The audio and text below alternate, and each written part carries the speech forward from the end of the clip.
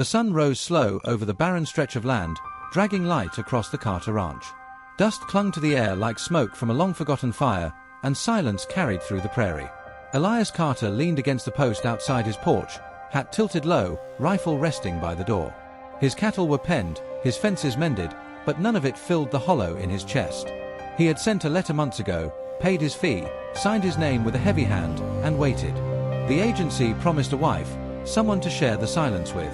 Every creak of wagon wheels on the distant trail stirred the thought that maybe she was finally coming. This morning, the sound was real. Hooves pounded faint at first, then grew louder, rattling across dry ground. Elias's breath caught. He straightened, smoothed the front of his shirt, though no one ever looked at him out here. A cloud of dust swirled as the wagon rolled closer, stopping just beyond his gate. The driver hopped down, gave Elias a look that hovered between pity and amusement, then moved to the back. A figure climbed out, heavy boots striking wood. When the dust cleared, Elias's mouth dried. She was taller than him, broader too, shoulders filling the frame of the wagon like a soldier stepping off to battle. A long dress stretched across her form, plain but pressed, and a wide-brimmed bonnet shaded her face. She adjusted her grip on a worn suitcase, then lifted her chin. Her eyes, sharp and certain, locked with his. "Elias Carter." Her voice rolled deep, sure as thunder. He nodded slowly. "That's me." "I'm Clara May," she said. A pause hung in the air, thick enough to choke. Then she smiled, wide and bold, showing not shame but a kind of daring. "Guess I'm your bride." Elias shifted his weight, boots grinding in the dust. This was not the soft-spoken girl he had pictured, not the fragile hand-holding dream he had fed himself through long nights. The men at the agency must have played some cruel trick. Still, he tipped his hat, masking the tightness in his jaw. "Reckon you're tired from the ride," he said. "House is this way." As they walked, the townsfolk who had followed the wagon whispered loud enough for both to hear. A pair of boys laughed, one nudged the other. He ordered a wife, and the Lord sent him a bull. Clara heard it, Elias knew she did, but her back stayed straight. Only her grip on the suitcase tightened, knuckles pale against the handle. Inside the house, supper was already cooling on the table, beans and cornbread he had set out more out of duty than welcome. Clara lowered herself into the chair across from him, the wood groaning faintly under her weight. For a long while, the only sound was cutlery against tin plates. "You don't say much," she said finally. "I don't have much to say." "That's so." She leaned back, her laugh sudden, bold, and startling. "Then this is going to be a fine marriage. I can talk enough for two." Something in her ease unsettled him. He wasn't used to it, someone meeting his silence without fear, without shrinking. She filled the room, not just with her size but with her presence. And though his pride fought against it, he felt a flicker of something he couldn't quite name. Still, doubt clawed at him. He had dreamed of a delicate woman to soften the hard lines of his days, not someone who could outpace him in stride, outlaugh him in company, and perhaps outfight him too. His stomach twisted with the thought of neighbors' gossip, the weight of their smirks. Night settled fast, but peace did not follow. A knock came sharp against the door. Elias rose, hand brushing the rifle. He opened it to find a rider, face drawn, hat askew. "Trouble brewing, Carter," the man said. "Vance Hollister's men been riding near your fences. Word is he's got his eye on your spread." Elias's jaw set. Hollister was a name soaked in fear. The cattle baron swallowed land and men alike, squeezing ranchers until they broke. Elias nodded once, closing the door without a word. "What's wrong?" Clara asked. "Nothing that concerns you." Her brow arched. "If it concerns this ranch, it concerns me." Before he could answer, a crack split the night. The window shattered, glass raining across the floor. Clara ducked, Elias dropped to one knee, rifle in hand. The shot had come from the dark outside, meant not to kill but to warn. The silence after was heavier than thunder. Elias stayed crouched, heart pounding, eyes locked on the jagged hole in the glass.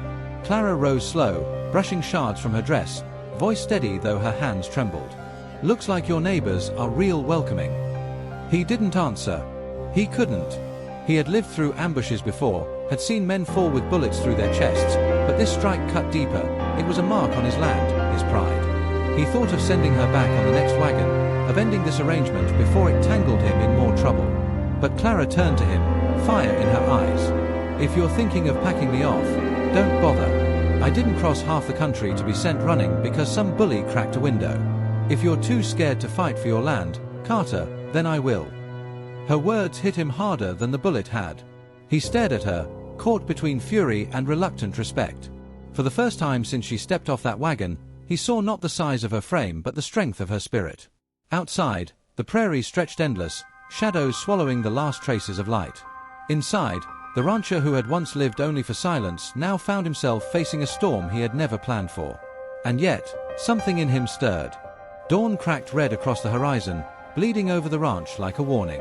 Elias rose from his bed with the rifle already in his hand, though he had not truly slept.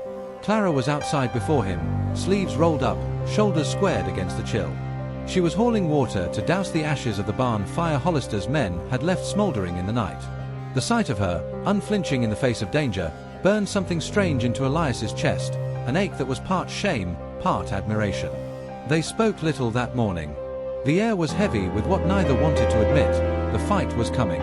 Clara broke the silence first, setting down the bucket with a hard clang. "You can keep staring at the ground, Carter, but it won't stop men from trampling over it. We either stand, or we lose." Elias met her gaze. For once, there was no pride to shield him, only raw truth. "I've stood before, and I buried men after. Don't ask me to drag you into that." "You're not dragging me," she said. "I came on my own 2 feet." The words carried weight. She wasn't his burden, nor his mistake. She was his choice, even if he hadn't known it until now. Something settled inside him then, a decision he'd been resisting. By midday, the signs of sabotage grew worse. A fence torn down, hoofprints scattered across the pasture, cattle driven off into the canyons. Elias saddled his horse, ready to track them alone, but Clara was already strapping on her boots. "You're not coming," he told her. Her laugh rolled out, sharp as spurs. "Try and stop me." So they rode together, wind cutting their faces, dust whipping behind. Clara rode strong, unbothered by the rough terrain. When they found the stolen herd penned near a dry creek, 2 of Hollister's men were waiting. The standoff was swift.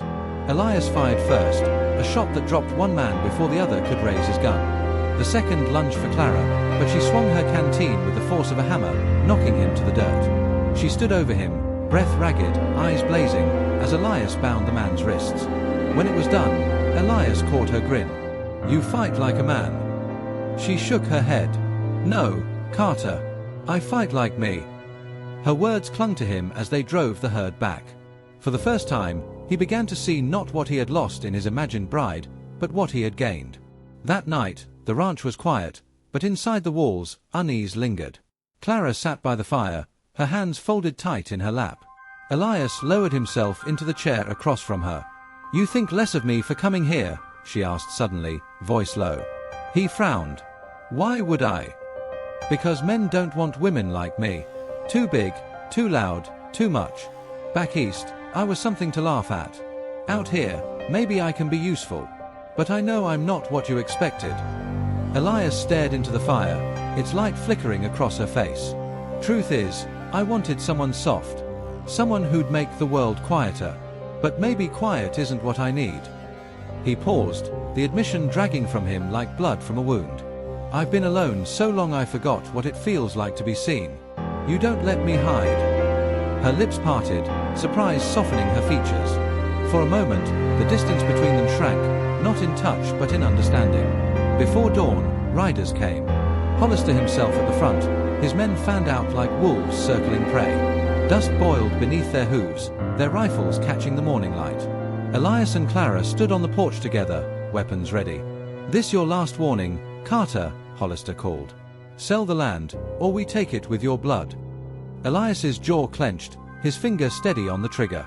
But before he could answer, Clara's voice rang out, fierce and fearless. "You'll get nothing but lead from this ranch." The first shot came fast. Gunfire cracked, shattering the silence. Elias fired back, sharp and precise, dropping one rider clean from his horse.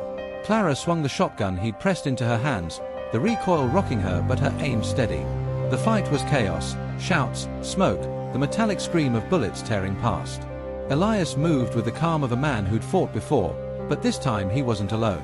Clara fought at his side, each shot defying the men who thought she'd be weak, each step proving she belonged here.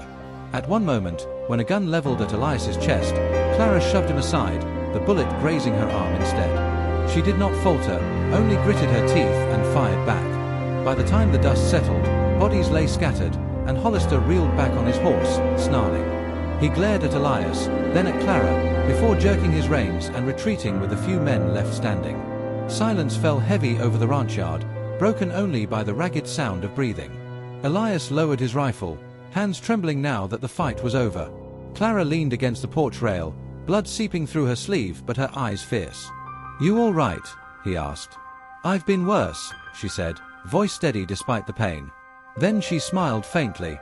"Guess you're stuck with me now." Elias let out a breath that was half a laugh, half a sigh. "Stuck? Clara May, I reckon I've been waiting for you longer than I knew." The words surprised him, but they were true. In the wreckage of battle, in the stillness after fire, he saw her not as too much but exactly enough. She was his partner, forged in hardship, bound not by a letter but by choice.